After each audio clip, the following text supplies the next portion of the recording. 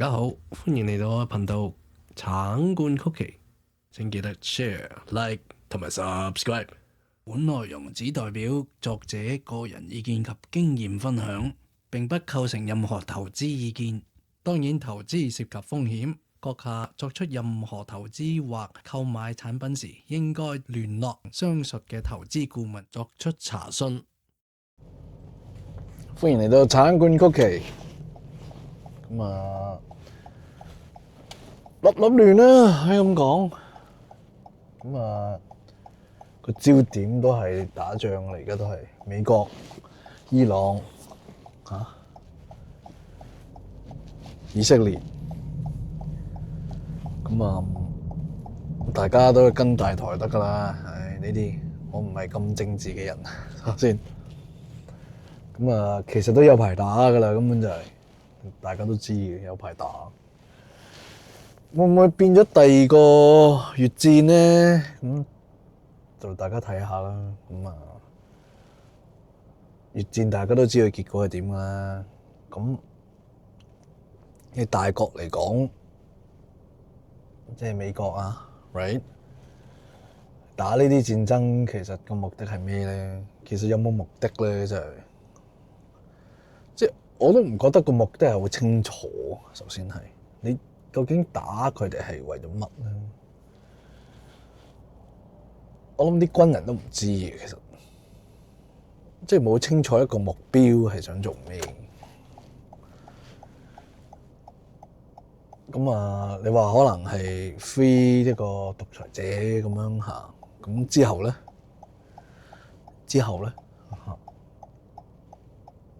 真係都係冇咁清晰咯呢樣嘢。咁我就覺得會唔會打得好耐咧？真係會唔會打呢場仗係有第二個目的咧？咁我覺得係一定有嘅。咁大家都好聰明嘅人嚟㗎啦，咁都知點解一定要咁樣使咁多錢再去打咧？又要咁多軍備又成 ，right？即係點解唔可以救自己國家嘅人先咧？係咪先？即係淨有好多病人，又或者露宿者，咁點解唔去幫？要使呢筆錢咧，真係咪？咁呢啲你跟大台得㗎啦。我都唔係咁政治嘅人，我就係覺得好清楚地呢場仗係打得好耐。係會打好耐，唔會速戰速決。咁我哋拉高咗油價啦 ，right？ 咁呢幾排油價係大家都呼天地怨咁樣，真係大家都見到。如果你揸車嘅朋友咧，你都見到啦，真係。咁尤其是香港添嘛，香港真係哇，真係見到一公升嘅價格真係有啲怯一怯啊！真係揸車嘅。呢個就係個 after effect 啦 ，right？ 咁你打到咁嘅話，自從呢個伊朗戰爭開始之後咧，咁就油就升啦。出奇地金就跌喎。開始跌啦，跌過5000添。比特幣都有升，跟住又跌翻，都 hold 住，暫時喺7萬呢個位。咁呢個係好正常咯，我覺得嚇。咁中東國家亂，咁你都要搬家噶啦 ，right？ 即係杜拜先前點樣好，咁有錢人可以去避下稅，買下物業咁樣，做下投資咁樣。大佬晚晚有飛彈嘅，咁你唔走咩？你當然拎起家人一齊走啦 ，right？ 好正常啊，呢個真係。咁你話點解會升又跌咁樣成？喂，大佬要放㗎啲嘢，係咪先？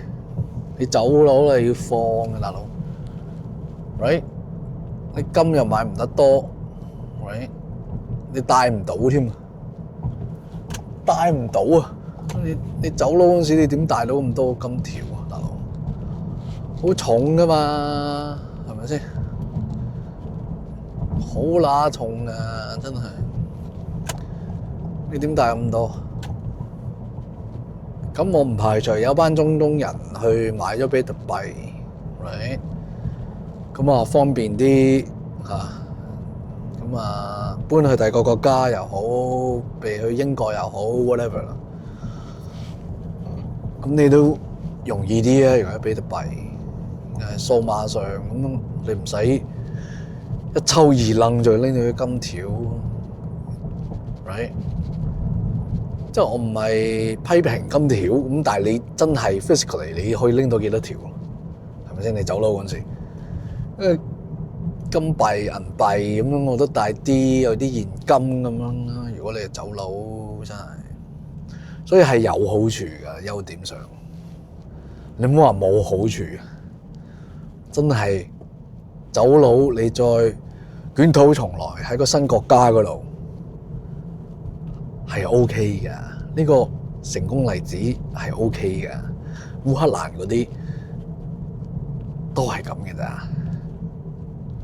即係嚟咗北美嗰啲，都係有班人係用比特幣嚟搬遷佢嘅財運咯嚇，唔係財運，即係佢嘅財產，人會方便啲咯，right？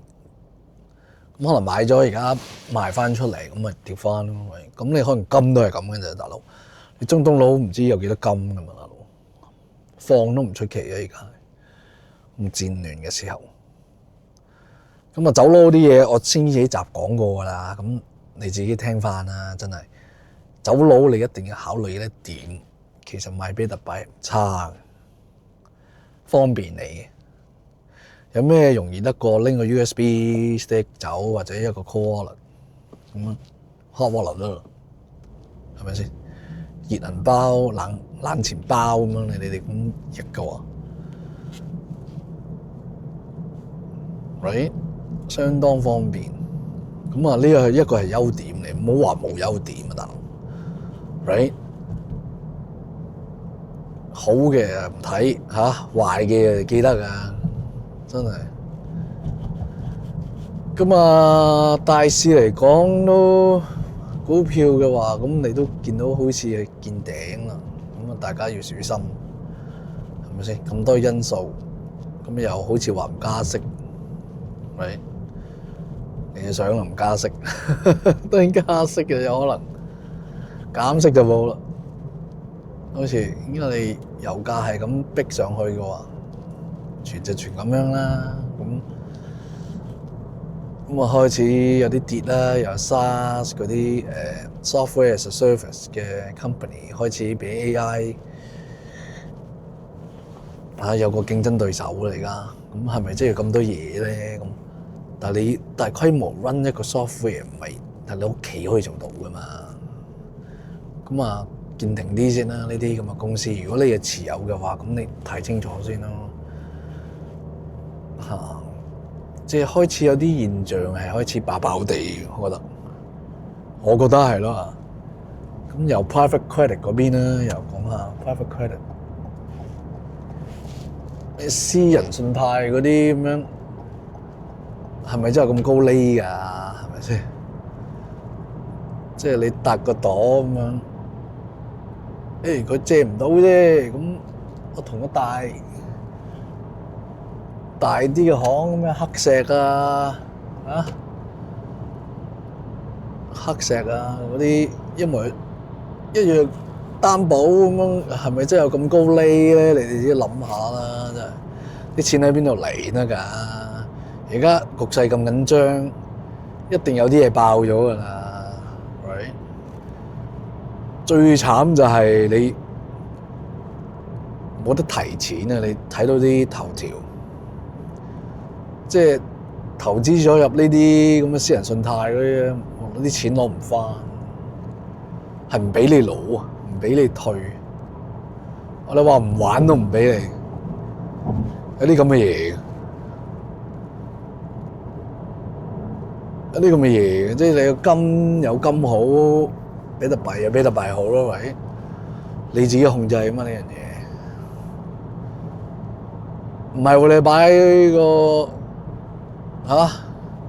基金、私人信貸啲咁嘅嘢，喂，佢話唔俾你唔玩喎，一定要捱落去喎，咁咩都係爆晒煲咁啊零嘅咯，歸零嘅咯，即係有啲咁嘅嘢喎，呢個世界上。That is so crazy, man！ 即係你點都有呢個第三者風險咯 ，counterparty risk。呢啲就係 counterparty risk 啦，大佬。大佬你 Blackstone、BlackRock、Blue Owl 爆咁樣，啲私人信貸都幾驚㗎，係咪先？咁你係咪揾納稅人嚟埋單咧？又，我哋又唔知喎。咁會唔會係好似08年咁樣金融風暴咧？咁樣一環扣一環，咁啊大家要睇住啦 ，right？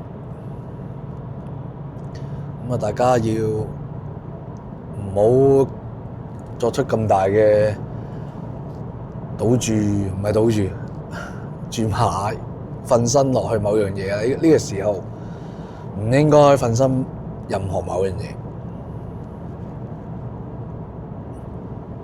Right， 咁你見定啲咯，可能大家好驚嘅時候，可能6、7、8月咁你見底啦，咁你咪開始咯，開始入翻嚟咯，係咪先？呢個 Rothschild 最出名嘅 quote 就係咪先 ？You buy when there's blood on the streets。Even if it's yours， 嗰陣時你賺最多㗎啦嘛。咁你要少少逆向咯，做啲嘢 ，right？ 你做少少嘢係逆向。咁大家安穩啲咯，而家。咁繼續。如果你 DCA 嘅，你冇乜所謂嘅，你啲錢唔急住用嘅，唔好用開飯錢tie up晒咁樣，飯都冇得開嘅，啲錢係賠跳到咁樣嘅，配置到咁樣嘅，咁你投資係咪太多咧？係咪先？你開飯錢有啦，咁剩餘嘅你可以作出投資嘅話，咁咪 OK 咯。咁大家繼續觀察下咩事咯嚇，繼續安守穩陣。而家呢幾排，咁就算睇住個市又好，阿Tom無端端又彈啲好笑嘅嘢，咁你自己慢慢作出決定啦。呢啲嘢，咁記得要做運動啦，你哋要健康啦。咁健康先頭腦清醒，可以作出好嘅決定。呢個禮拜嘅 take away， 我真係想你哋嘅個人健健康康 ，OK， 記得做運動 ，OK。今集就講到咁多 ，Thank you，下次再見，拜拜。